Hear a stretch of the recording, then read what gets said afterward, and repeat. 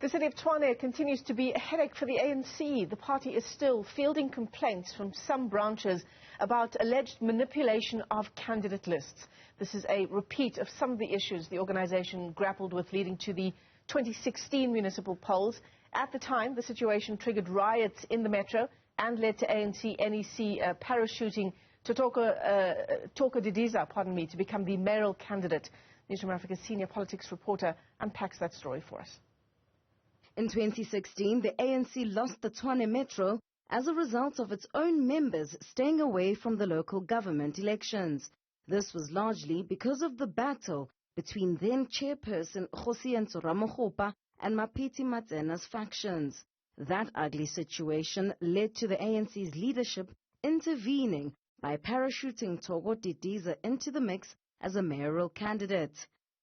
ANC Deputy President David Mabuza visited Ward 100 in Mamelodi last week. His campaign trail was disrupted by complaints from members about the manipulation of candidate lists.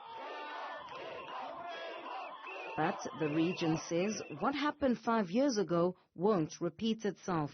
We don't have the region that is burning today. Today is the 4th of October, is 27 days before elections. The region is not burning. What has happened is that the renewal process of the ANC, not only in Tshwane but in all regions, is going to be a very difficult process. You would remember that in the past, the branch general meetings elected candidates. So all the candidates that you will see in an election campaign, there will be candidates that come directly from ANC branch general meetings. But because of the community vote, there is elimination now. And that process won't be smooth. It's a new process that must be given chance.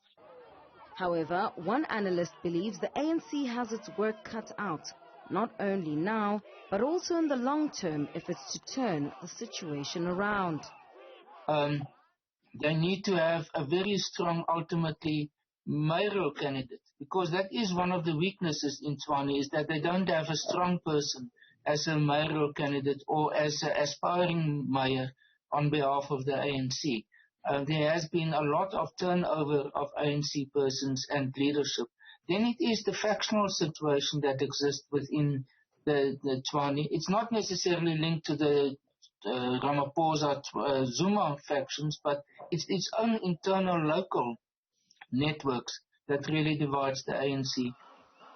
Professor Kotia adds that the ANC needs to be less rigid about possible coalitions with other political parties.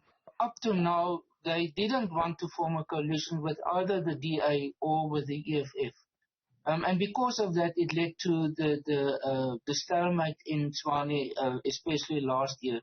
So for the ANC to be able to come back into the fold, it will have to decide either the DA or the EFF, but they will have to form a coalition with one of them. On Monday, the Constitutional Court ruled in favor of the DA after the Tshwane City Council was placed under administration by the Gauteng government in November 2019.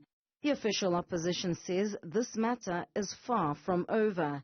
The party is already seeking legal advice on how to recover monies lost as a result of the capital city being placed under administration.